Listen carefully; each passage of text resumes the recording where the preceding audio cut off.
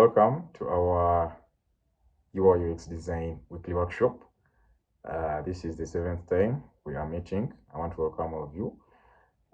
Today, I decided to record myself because it's been a while ever since I appeared on camera. So I hope this user experience design workshop is going to be fruitful as usual. So I'm going to be taking you through, what I usually take you through.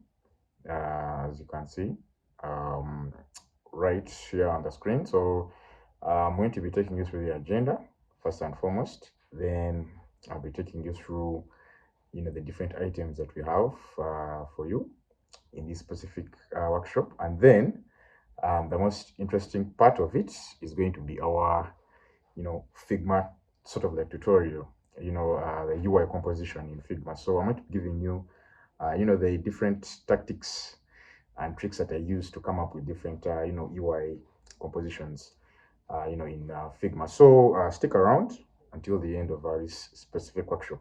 If at all you missed the previous workshops, feel free to check the video description so that you can actually get yourself these recordings. So let's actually move on. So if at all this is your first time to attend these specific workshops, you find out that I'm going to be giving you an overview of why user experience is essential, why you should start thinking user experience, why you should start thinking UX, and how you can actually start deciding on which path you can take in this user experience design sort of like field, because usually it's actually very easy for us to come up with UIs here and there in Figma, Illustrator, Adobe InDesign, so many tools. It's actually very easy to actually come up with designs, but the most difficult thing is to actually figure out, if at all your designs are actually, serving the right purpose, and if at all they are not giving the users difficulty while using them. Now, the main purpose of these workshops is to actually just show you, the essentials or the issues of user experience, as a practice or as a way of thinking about how people will use, the kind of products you're actually making. Because, usually, as I've told you, things are actually very easy once you're actually designing them, once you're putting together these elements. It seems very easy, but if I told you to think of the flaws or the difficulties or the kind of feedback people will want, or what will happen if at all they have a problem while using your product. So you'll find out that these specific areas are essential, and that is why we usually have these workshops to sort of like give you the different tactics that you can use to sort of like come up with designs that will sort of like bring out the essence of why you actually even created the designs in the first place, away from the colors and the different elements that we use to make sure that the aesthetics of our UI is actually good. So this right here is the agenda. I'm going to be telling you about the UX Chiefs, the UX Chiefs weekly buffet, this specific workshop, and then I'll be telling you about myself, and then I'll be taking you through the hashtags, the different hashtags that we use to sort of like put out user experience design related information out there, so that people can actually get to know. Because I realize that it is actually very simple for people to actually do, like to act, but usually people do not act because they do not know. So these workshops will sort of like help us to first of all get the awareness as to why we should even be practicing user experience design, and then it will show us the different areas that affect our designs without us even knowing. So that is those are the reasons as to why we have these specific hashtags to use to sort of like make you aware.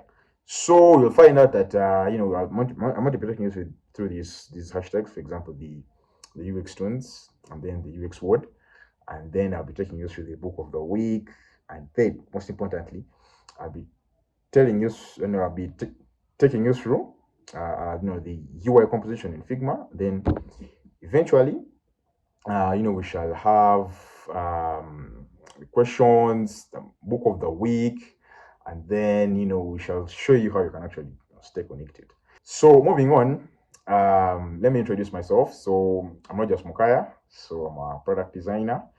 I'm a user experience designer. Generally, I think I'm a digital designer because I think you realize that these, digital sort of like designs that we make sort of like relate to each other. You'll find out that on a website, we can have graphics, animations, we can have images, we can have, text, we can have all these sort of media.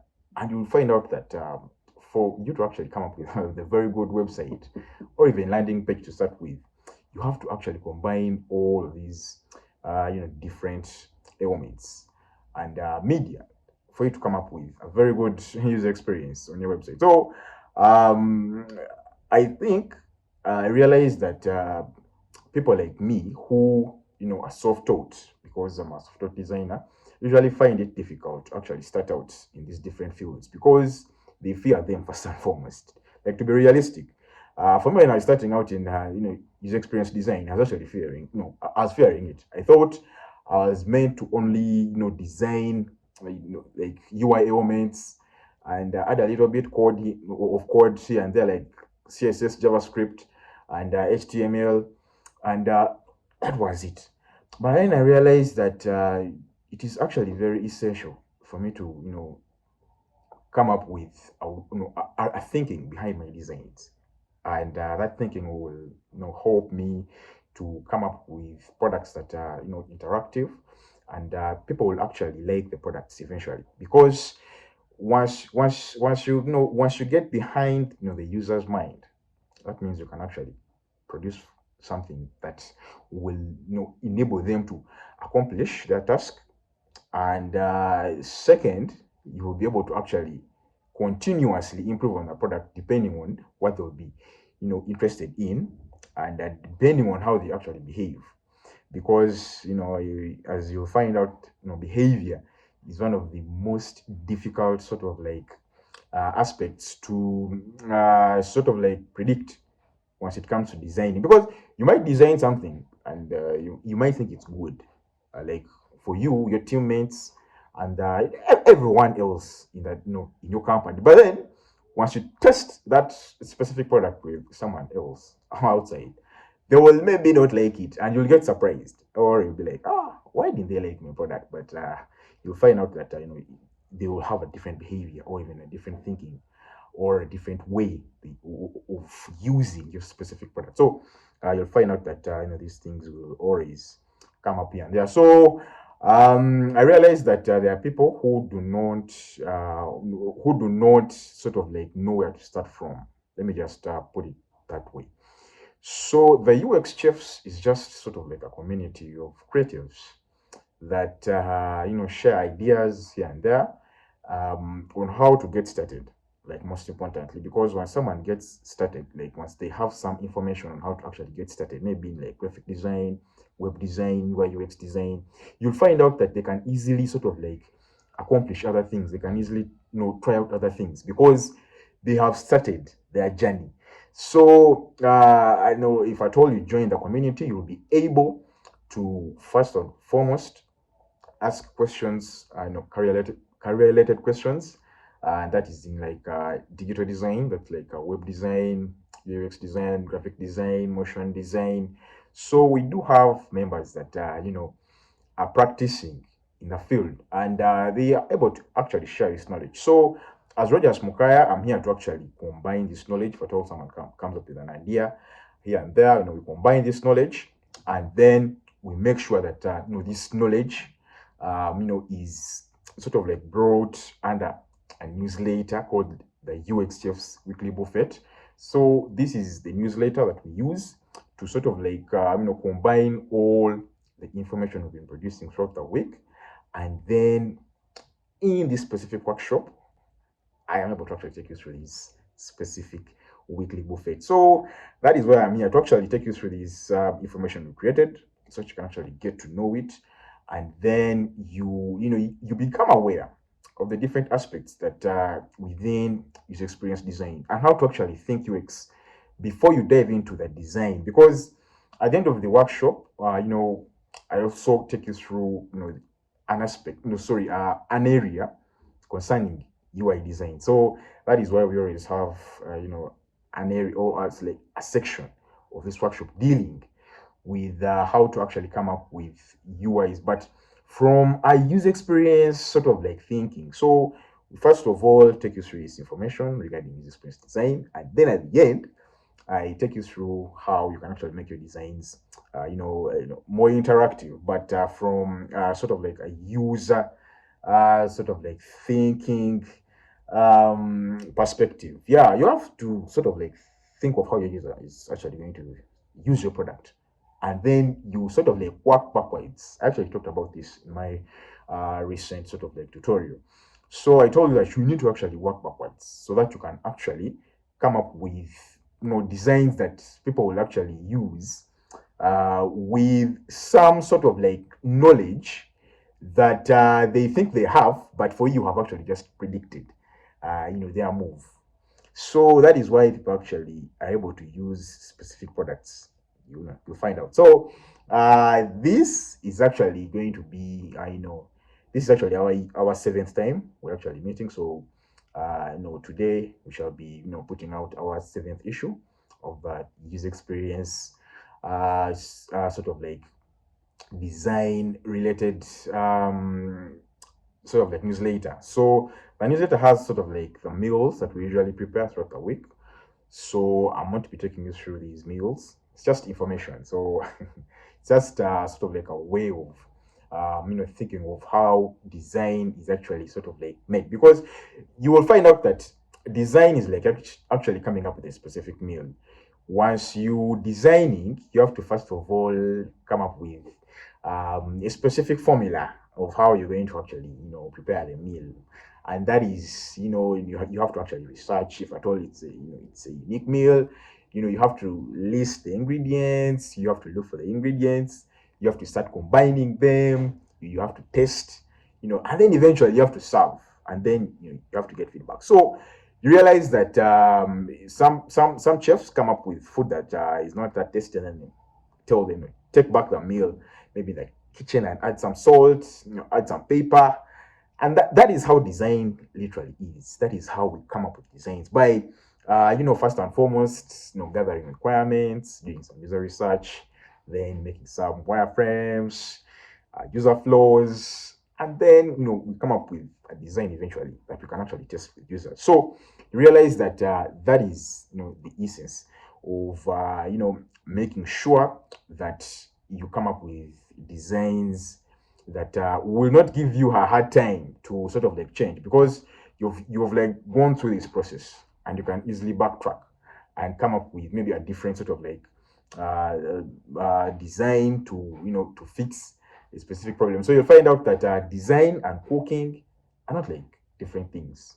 They sort of like share the same concepts, if I told you to think about it that way. So moving on, I've actually taken you through this sort of like weekly buffet. The weekly buffet is just sort of like our newsletter that we use to put out the information that we've been creating throughout the week. So moving on, you will find out that once you search on LinkedIn and X, that's Twitter, you'll find out that once you search for these hashtags, you'll be able to actually consume our information, our user experience design related information, and design in general. So we have the UX tunes, which is sort of like the conversational sort of like way of letting you know about the different aspects in UI UX design, but in sort of like a comical ways, because comics are there to teach us, to entertain, and to make us sort of like read information, but in an interactive manner,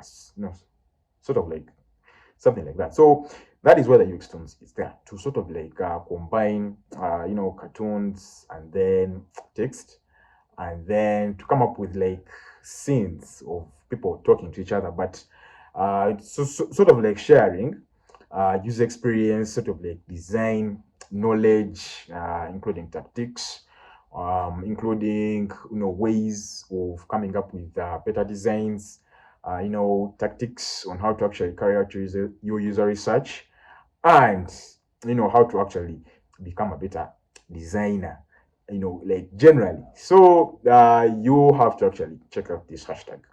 And we usually create posts on Monday, Wednesday, and Friday under these specific UX tones hashtag. So check out that hashtag so that you can actually, get to know how can I actually become a better designer? How can I, you know, start thinking UX? Like that is the most important part because just like I've been telling you, if I told you to predict, like to find out how is someone going to feel, how is someone going to use, how is someone going to react, how is someone going to, think about the product I'm going to actually come up with, or the product I'm going to design, then you're able to actually predict how they will use it or how they will feel eventually. So that is that is actually the best tactic you need to you know get from this specific workshop. So you also have to look out for the other hashtag, which is the UX word. The UX word is just the user experience word of the day. So we created a list of over 300 words, and we usually add on to this list because I realized that defining user experience is actually very hard, and you'll find out that there are thousands of words that have been used. But if I told someone is to come up with a way of, writing something around each word, like for example, maybe twice a week, even maybe once a week, because people usually write about his experience, but they do not usually tell us what exactly are they, writing about. So under the UX word, we intend to let you know about his experience and the practicality around how it's defined, because you realize that definitions come from how something is maybe practiced or maybe used, but you'll find out that there are so many ways of how that something might be used or maybe practiced. So we write information regarding user experience design around maybe a word or two every week, so that you can get to know what is user experience design and what are the different sort of like things that make up user experience and how can you actually approach it, and how can you start designing from a user perspective, because you realize that it's very easy. I'll be showing you, it's very easy to actually open up Figma and then just throw in rectangles, splash some colors there, but without realizing the type of effect your designs are going to eventually have. So the UX word is just a way of telling you about your experience design, but relating to the words that have been used by the gurus in this specific field. Over the ages, people have been defining user experience design. So it's better to actually get a word and then you attach something around it. So moving on, you'll find out that we also have another hashtag called user experience, sort of like uh, weekly buffet. So the hashtag is actually called the UX Chef's Weekly Buffet. So just check out that hashtag. And you'll find out that we shall be linking information, from our sort of like website, like onto our socials, and then from our website onto our socials. So eventually you'll find out that you can actually read about this information from our website, and then on all social media platforms, just check out these three hashtags. So moving on, the first hashtag I want to take you through, it's not actually the UX tunes, but the UX word, because it's actually better to first of all give you text, and then we can jump into the comic. So the first word today is going to be context. So let's just visit that word. As I told you, the UX word is just a way of you know writing about user experience design, but from a practical sort of like perspective, like what is really happening. Because As I told you, I'm already, user experience sort of like designer. So I'm already in the field and I'm already practicing. So um, I usually write about my experience and what I've read online, in books, articles, what I've had in workshops and in tutorials. Because I'm also someone who is so much interested in reading and getting to know, about user experience design and design in general, together with psychology. So, about this word, context. Context is a word that is used to actually define user experience design. Yes, because you realize that without context, people can't operate. Context is just like a surrounding, like the environment within which maybe you're operating. And this environment can be maybe internal, external, or even both. So, in this specific sort of like post, I sort of like divided context into two things: the controllable one and the uncontrollable one. Now, when you're designing, you have to get to know that there are circumstances that you will be able to control and those that you will not be able to control. And you can actually get to know of the controllable sort of like contexts through user research. Now, I usually preach about user research, but I think in my next sort of like tutorials and workshops, I'm going to be taking you through, the different ways of how you can actually do user research. I've already written about some of the methods, for example, observation, and then other tactics. But I'm going to be writing and doing more tutorials about user research, so that you can actually get to know how you can start and how you can continuously design using your user research, like using the results from your user research. So you realize that from your user research, you will get to know, like the controllable contexts. And these controllable contexts will sort of like come from the way you will sort of like analyze your users. Just like I told you, there are so many methods you can use, but my recommended method is observation. You need to observe. You need to observe how people use things, how they travel, how they sort of like operate in their day to day. Like if at all you may be designing a restaurant app, you need to know at what time do people order things, so that you can get to mold your design maybe around that specific time, to sort of like maybe come up with reminders, to sort of like come up with alerts, and to sort of like make someone get to order food through your specific application. Because I have used some food applications that can never remind you that it's lunchtime, that you need to order food. They never do that. They wait for you to actually go into their app and order for food. But it would be good for someone to be reminded that it's lunchtime, because some people actually work throughout the day without being reminded. So you find out that by finding out and getting to know, maybe at what time does someone go back home, if I told you, coming up with sort of like an app for making guys move from one place to another using maybe automobiles or even motorcycles. So you realize that you need to find out, so that you can get to know which circumstances you'll be able to actually control. And in in the event of doing user research, you'll also find out that there are some uncontrollable contexts, and these contexts are usually come up once you release your product and people have to actually use it.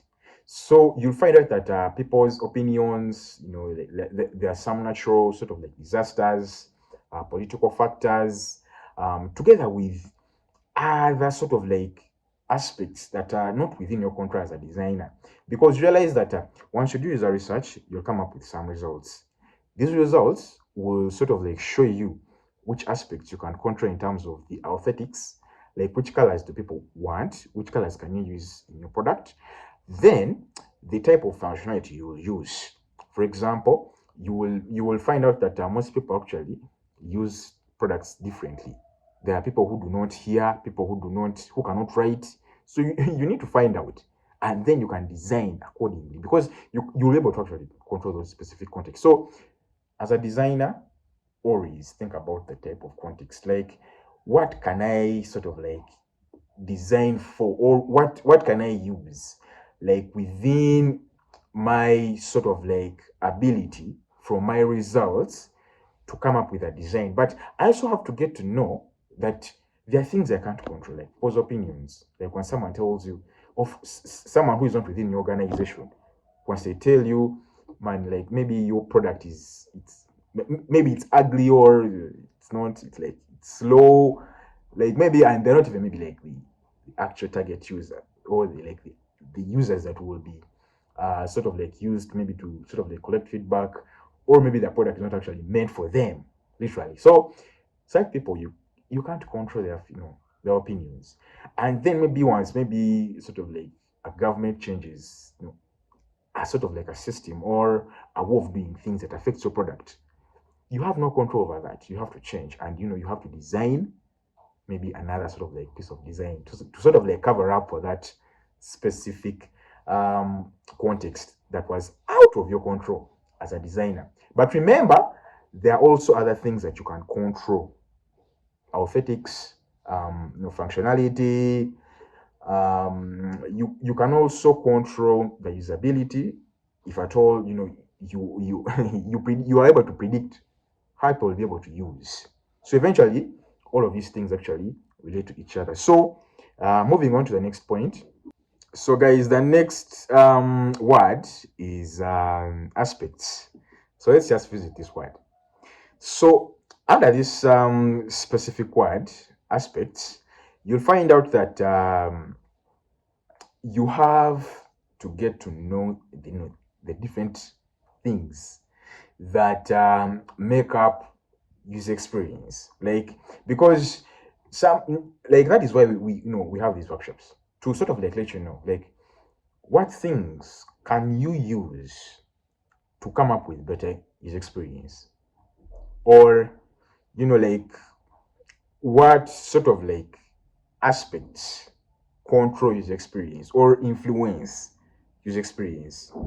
Now you'll find out that in this specific word, you will realize that first and foremost I reflected onto like the previous words, and then the next thing I did, I sort of like gave you an overview of like the invisible and the visible sort of like aspects of user experience. Now you have to first and foremost get to know of how your users should feel, or how they are going to eventually feel. Like, what type of emotions are you trying to trigger, so that you can know the different aspects that you can include in your design to make sure that you trigger those specific emotions. Because that might actually sound vague and like out of context, but you have to find out which specific aspects, just like I told you in context, because once you figure out which specific context you're designing within, then you can also find out which specific aspects to use to design for specific experiences using your design. Because usually we use our UIs to come up with experiences that people have to consume. So you also have to get to know that. So aspects are just the things that you use once you find out which type of context you're designing for. So first and foremost, get to know which emotions you intend to trigger, and then you select product aspects that you think can be used to trigger the emotions that you've researched about, and then you put the aspects together to form a complete product. Then you test and iterate. So the thing is, for example, if at all you're designing for a specific context of you found out your users maybe want, or like they prefer a specific color. If at all maybe you're designing a finance application and maybe you used a color that doesn't maybe relate to money. And then like through your testing, you found out that maybe while they were using your specific application, this way how that color didn't relate maybe to the previous sort of like colors they're used to. Because when someone uses a finance application, they have used maybe like finance applications before. So maybe there's a specific color theme that you can actually relate to. And maybe this color is actually maybe not that good to them. And away from color, you can also have maybe other contexts, like maybe functionality and something is not functioning very well, or maybe you sort of like misinterpreted the specific sort of like way of transacting money. Like away from all of those sort of like complex contexts, let's first of all focus on this color context. You'll find out that once you figure out this color context, you will have to figure out which aspects you can use to sort of like tailor that specific sort of like color theme that they want, that sort of like makes them feel good while using your application. And you find out that the aspects you'll have to use are colors, color gradients. You also have to use maybe color palettes that relate to your brand. So maybe you have to go back and maybe revise your brand and find out what will actually match with your specific users. And you'll find out that these contexts and how you actually solve the different issues that come up within this specific context, as you're actually testing, they will give you the different aspects that you use to sort of like iterate the product design and then match it to what users actually feel like, or the type of emotions that you want to trigger. So you'll find out that context and aspects actually relate to each other, and that is what we're trying to actually bring out in this specific post. So moving on, I want to take you through the UX tunes, and this right here is going to actually be our 19th episode, because over the previous workshops, and as I've told you, you can actually check for the links to these specific previous workshops in the video description. So you realize that the UX tones is just a conversational way of telling you about user experience design, because I realize there's so many conversations that go without being sort of like noticed or like being captured and maybe being recorded.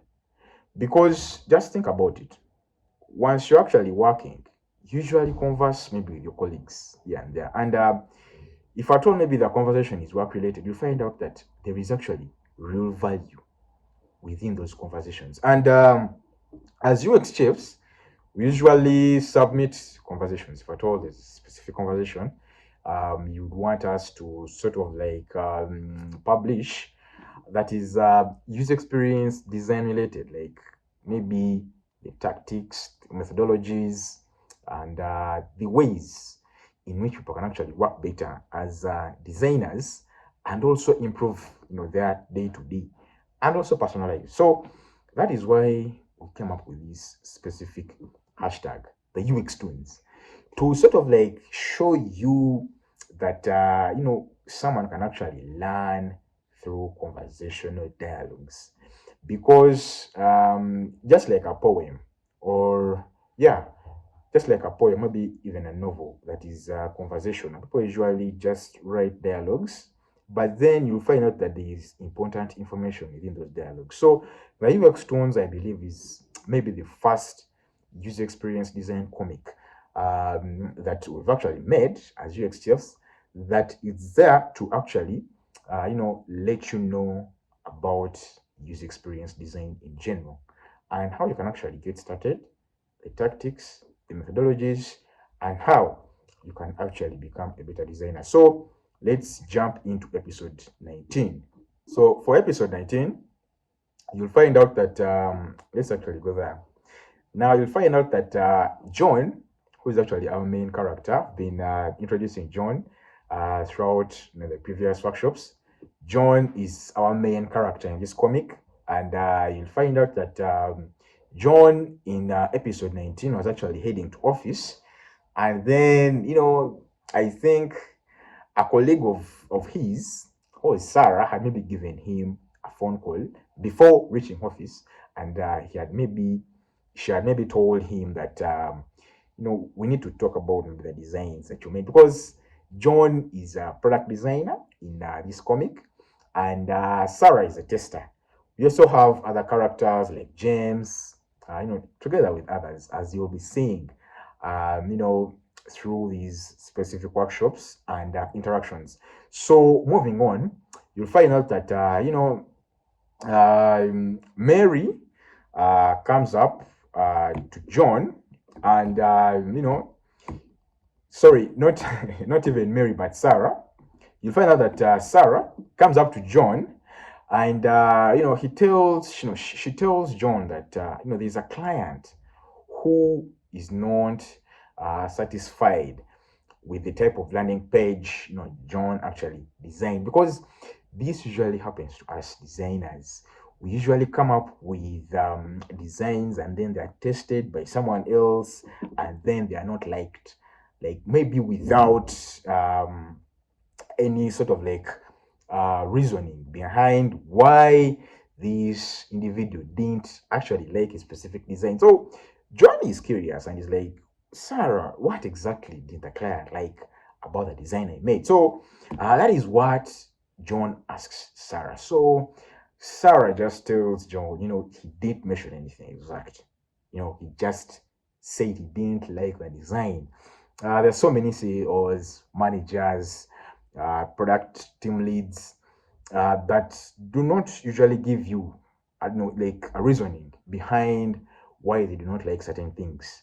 And you realize that that is why it's actually very good for someone who has maybe like some prior knowledge with the design or maybe the product, to sort of like test it with someone who doesn't have prior knowledge or the would-be user, so that they can actually guide them through the different aspects of the product that they might not be familiar with.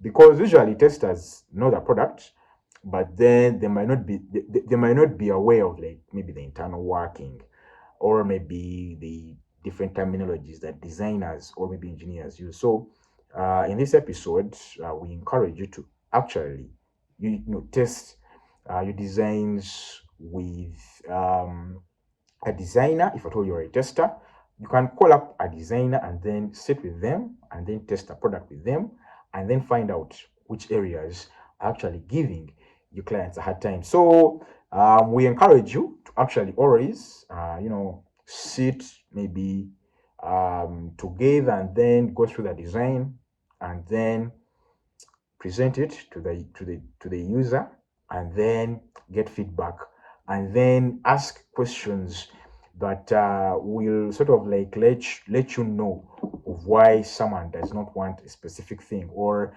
they weren't interested in a specific thing, or why something didn't look the way they would want it to look like. So you realize that it's actually a very good thing to figure that out with someone who has some design related knowledge. So that is what this episode was all about. So eventually John tells Sarah that maybe we can actually retest together, so that I can actually walk this user through the design, and then we can actually get to know which areas gave this specific user a hard time.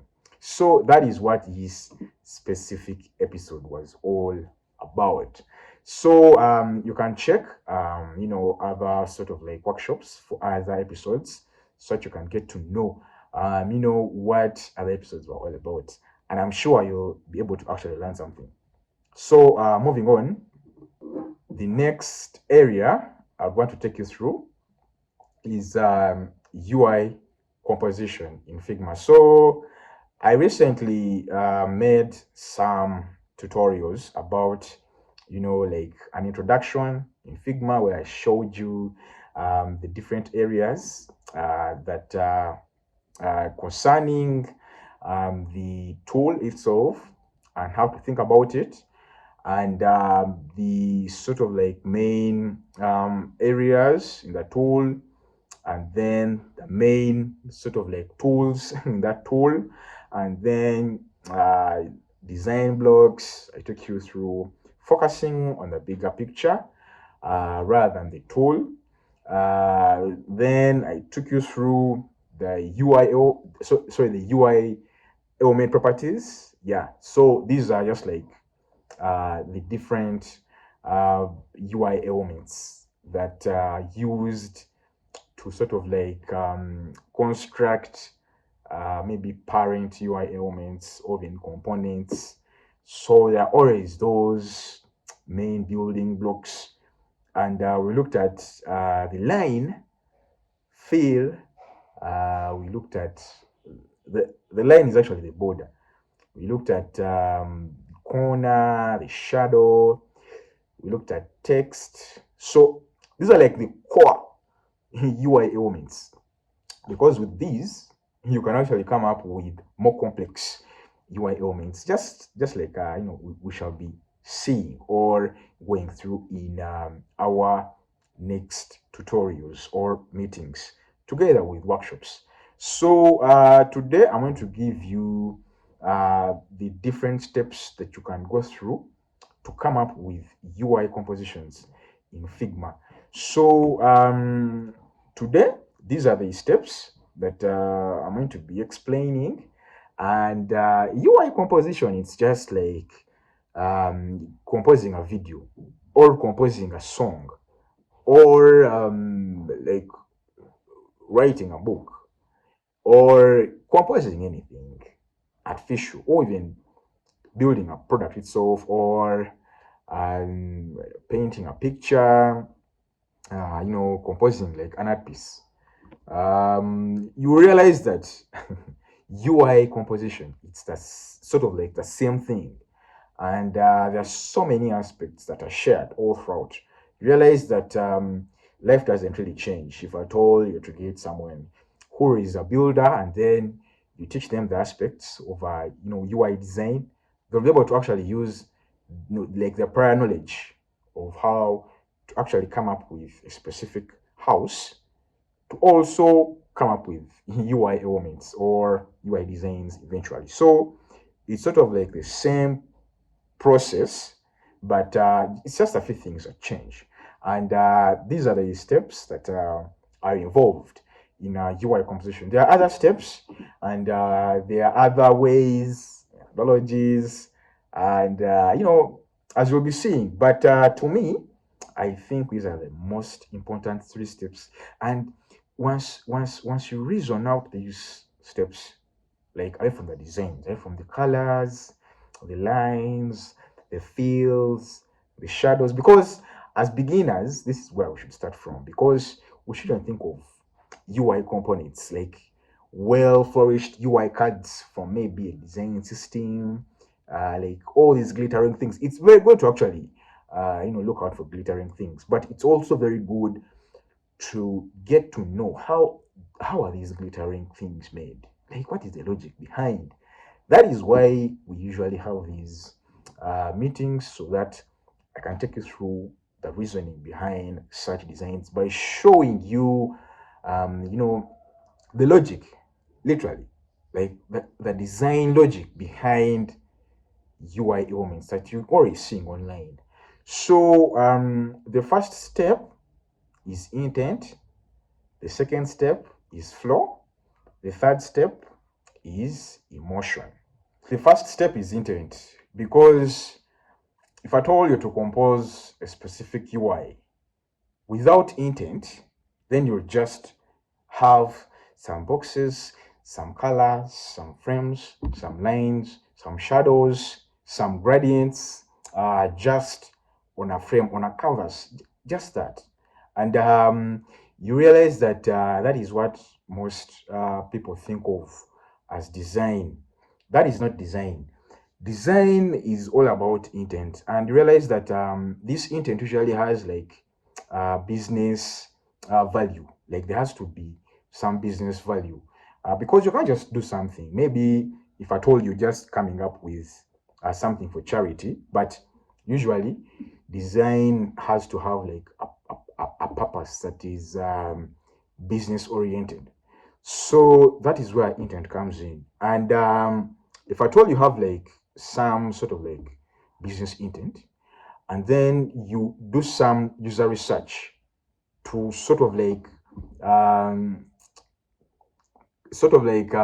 give you information regarding how you supposed to approach your designs in sort of like a user oriented way, because it is very easy for you to have like purpose, like business purpose, and then you would want to use design to sort of like bring out that business purpose. But then if at all you do not do user research, you will sort of like just do things without getting to know how someone going to use your design or your product is going to react, is going to feel.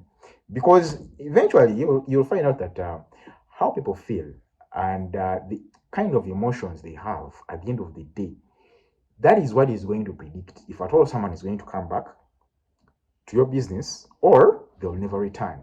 That is it. It is not the value you give them, because value today has become like the de facto reasoning behind why things should be done in the first place. So if at all you figure that out, then that means people, how people feel eventually is going to be more important than the kind of value you give them, because anyone can actually give them value. So you have to first of all figure that out. The intent, what's the business reasoning behind these designs? If I told you you'd want to, for example, create a flow for logging into a specific application, once they log in, what is going to happen?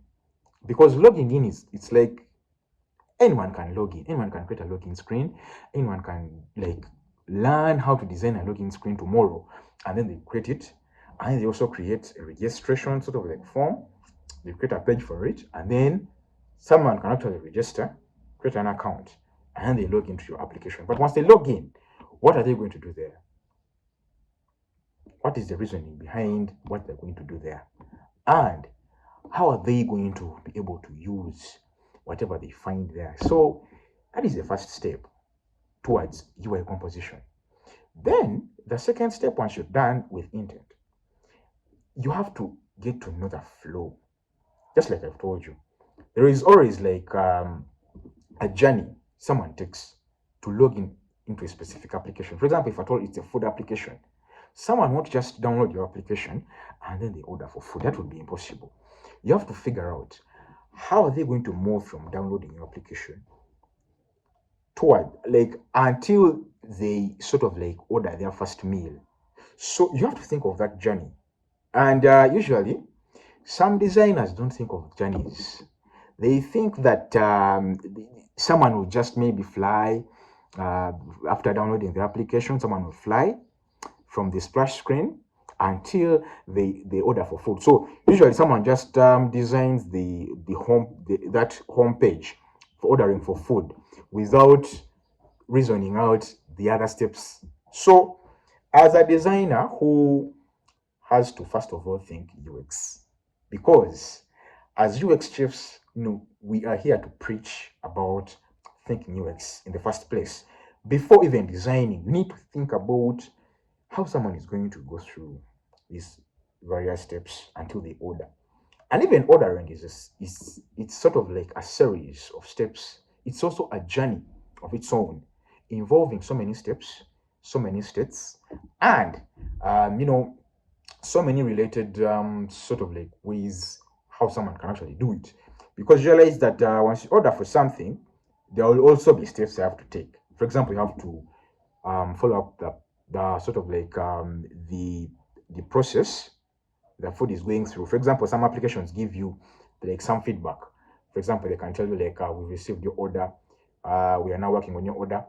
Someone is actually picking up your order, and then someone is delivering your order, so that you can actually prepare, like maybe wash utensils, prepare the plates, cups, so that you can actually enjoy your meal. So there are always processes. There's always a flow. You have to think of the flow. Don't just dive into Figma or open up any other application and then just start designing. These days, there's even Canva, which is a very good application and tool people can use to come up with designs without even design knowledge. But as a designer who has to think UX, a designer who knows that like her profile eventually is more important than the journey they've gone through to get whatever they came to get, like, from your product. So you have to think of that, and you can do this through creating user flows. So FigJam is a product of Figma that you can use to create user flows that show you the different areas that people will sort of like go to, and then the different steps that they will take to go to those areas, and then what will happen once they are within that specific journey of going to those specific areas and taking those specific steps. And what will happen is usually handled, through states.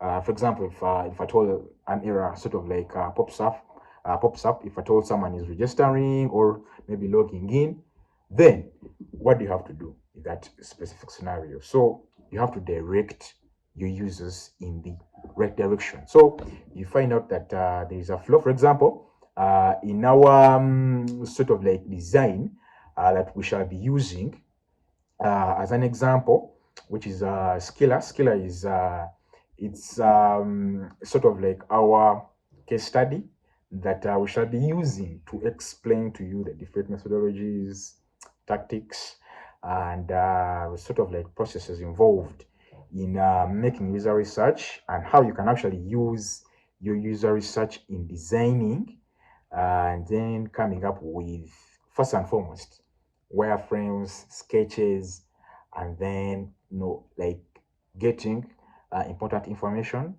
from those specific sketches, and then like making lines, joining the lines, filling the lines, like before even filling them, making forms, rectangles, circles, there are so many shapes you can actually make from just a line, and then you can fill, and then you can eventually make an element. But this element should also have, like a sole purpose. What is this element going to do? Is it just a button?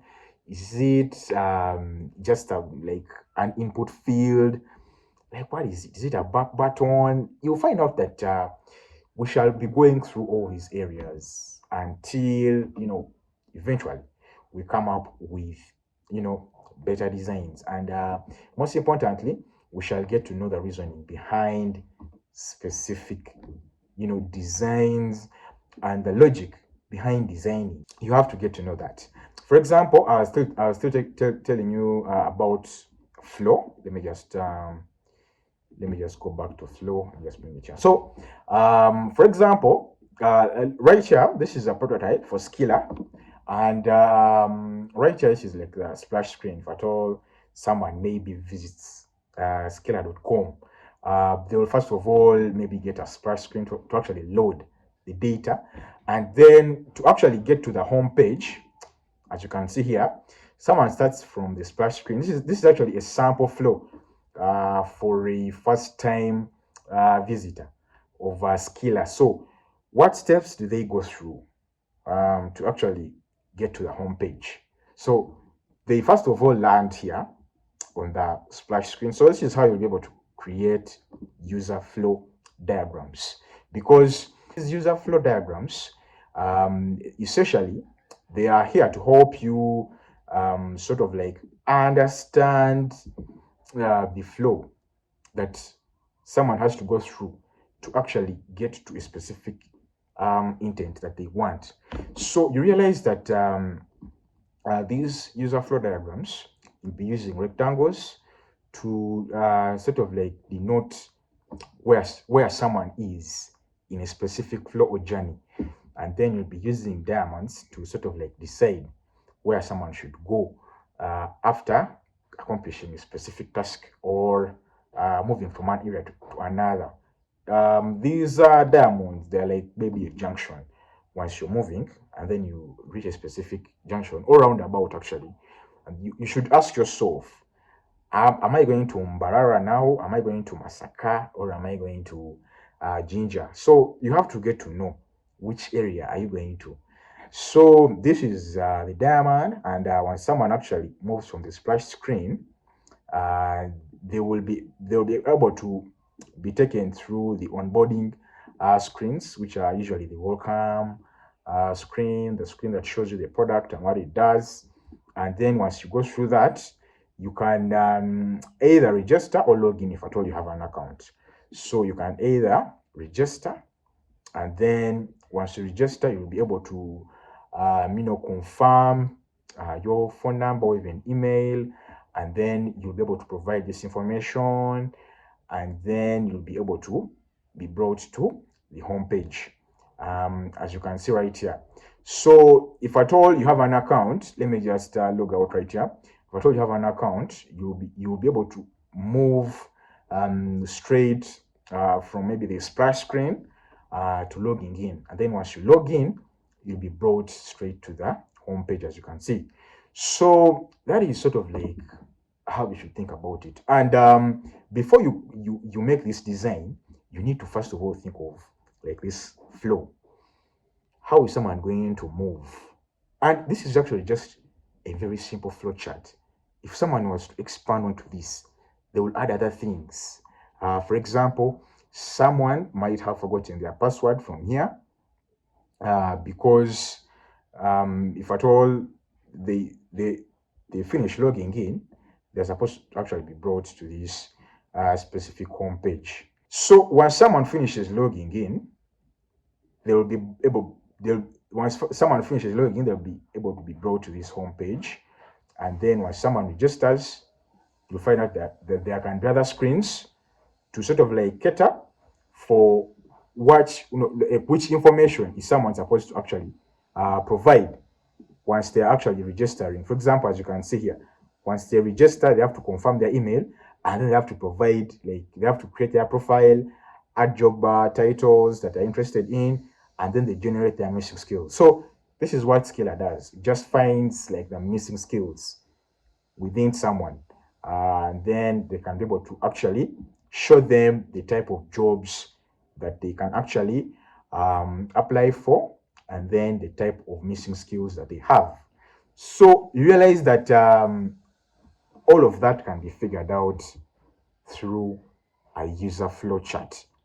And usually it's actually very difficult for some designers to think this way.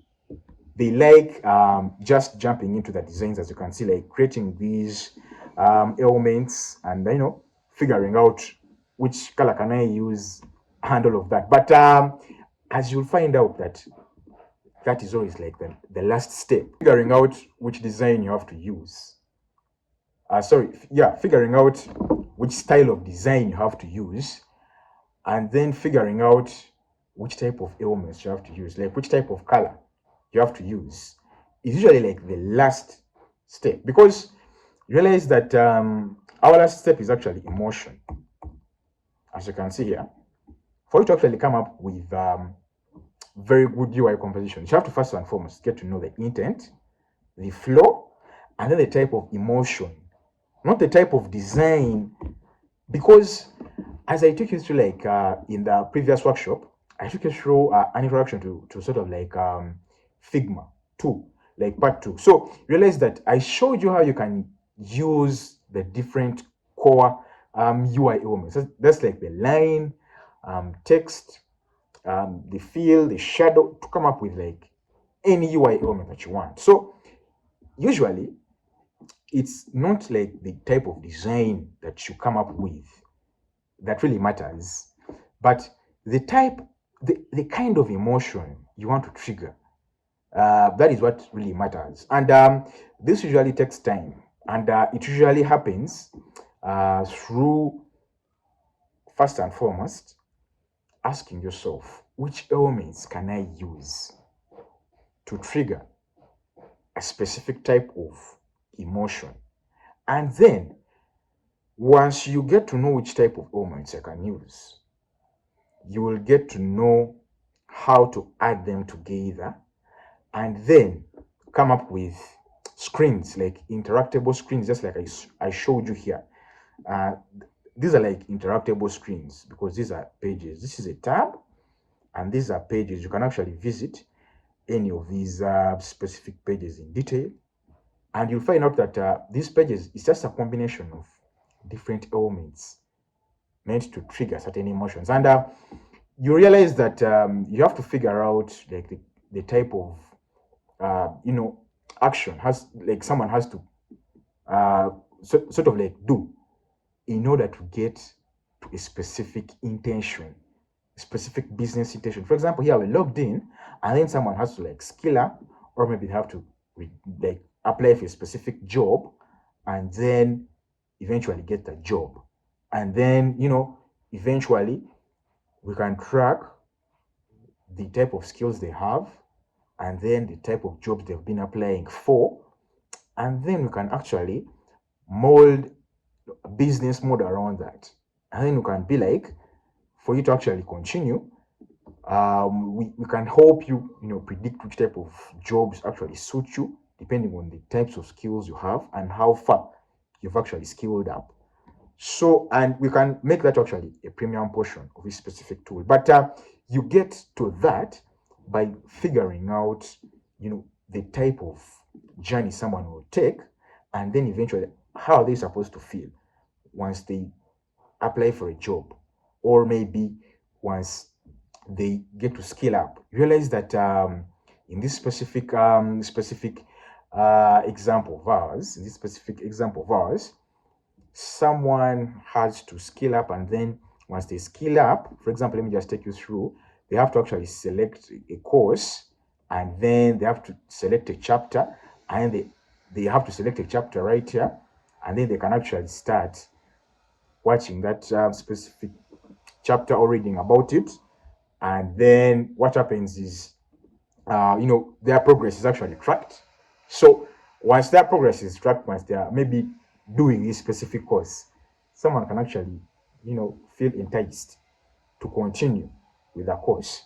So this is all emotion triggering because we are using these elements, and we've figured out the flow of how someone should actually get to this screen. So you realize that it's a combination of these specific steps that make up the UI that you want, that make up the pages that will create a specific experience eventually. So that is what you have to first and foremost get to know. So as you put together the pages, you can test and see if the elements match the flow. So if the pages you've combined using the elements match a specific flow that you intend to have, so you realize that that is what happens under these emotions sort of like step. Now, once you do that, you'll be able to actually come up with UI compositions, essentially. So that is how you come up with a specific UI composition. For example, this specific composition I have showed you right here. You just need to know the intent. For example, the intent here is to get to this last screen, which is the home screen. And then you have to get to know the next step, which is getting to know the flow. The flow is just getting to know. If at all I move from the splash screen, what is the next screen that is supposed to appear? Is it an onboarding screen? Is it a registration screen? Is it a login screen? And which type of user is this? So as a designer, you have to get to know which type of user is the intent. Because if at all you have like a different user who has maybe logged in, you can't just show them like a registration form again. You have to get to know that this is a recent user, and you have to show them a different screen. And all of this comes through a combination of these specific steps. Now, once you get to know the flow, then you get to know which kind of emotion do I want to trigger. For example, I would want a smooth login or registration. Now, this registration right here, it involves other flows, just like I showed you right here. if at all I'm to register, first and foremost, I can input the full name, email, the password. I confirm the password. And then once I register, there are other steps. For example, confirming the email by inputting the sort of like code they sent me. And then once I confirm the email, I need to start onboarding. So you realize that there are other steps to get to their home screen. Now, you have to get to know how is someone going to feel to get to that home screen. That is the emotion. So literally, we use ailments to trigger the emotions. So don't forget that. That is how we come up with UI compositions. And you can use this same tactic to come up with more sort of like sort of like compositions. For example, let me just open up other designs for Skiller. Skiller is actually in the community. You can actually check the video description and then you'll get a link to this specific design file. It's just a simple design file. And you realize that there are so many compositions here of UI. For example, there is a specific composition here for inputting like your details, like the education details, like where did you go for school, and then like which university, and then there's also like a UI composition for like work experience.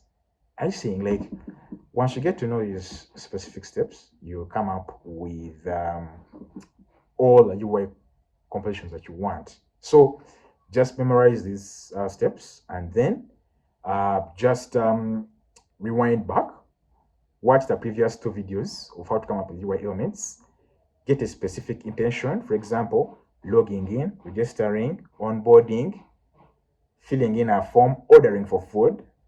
Then get to know which flow will I use or will the user use. And you'll find out that you're supposed to get all of this information through user research. And then once you do that, you'll get to know which elements can I use to trigger a specific emotion. For example, if I told someone is to register, they have to register and then they do something else. Not just registering and then getting fed up at that moment and then leaving. That is not a very good emotion. That's like pissing off someone. But if they register and then do something else, that means they have felt good at registering and then they can actually continue with ordering for food, ordering for a vehicle, ordering for just someone to fix their electronic, or interacting with any machine, like doing tally work, registering, so many things. But you do that by getting to first and foremost, getting to know which emotion. So it's through that you'll be able to actually come up with good UI composition. So that is it. And you can actually do that in Figma. You can combine elements and then come up with components, and then come up with pages, and then eventually you can be able to trigger a specific emotion. So moving on, you realize that in our next workshop, we shall deal with spacing. That's padding and margin. So if at all you learn how to combine these specific elements, then you need to figure out like what's like the spacing within these specific elements. Like how can I distribute like white space, or like maybe how can I make sure that my elements occupy the right amount of space, and what can I use the other space for that is left? Because usually designers want to cover up everything with like UI elements, but remember, intent is really good. Like you need to first of all get to know what are you doing, then the flow, and then the emotion. So if at all covering like your white space with other things triggers a specific emotion for your users, then just go ahead and do it. There isn't like a sort of like a core step-by-step process you have to use to come up with like UI compositions. You just have to have the intent, the flow, and then you have to get to know which type of emotions you want to trigger. And then you can use any UI element in the world to trigger that emotion, literally. So I'll be showing you how to actually, play around with the spacing. And then I think I will also make a video just explaining how, we can get to play around with which UI elements trigger which emotions. Yes, because you realize that someone can actually use a description box to maybe collect like maybe the first name and last name of a user. And then when someone sees a description box, they will just run away because it will be the first input box on the form. So realize that such simple things usually scare people. So I will be taking you through that. So moving on, we're going to take you through the book of the week. Now, since we've been talking about UI composition, intent, flow, emotion, this book right here called Storyteller Tactics is going to give you sort of like a way of coming up with different ways of presenting your work, depending on what will trigger the right emotions and depending on what you intend. So it's just a way of showing you how you can combine sort of like different narratives depending on the type of intent you want, and then showing you how like which type of narrative can trigger which type of emotion.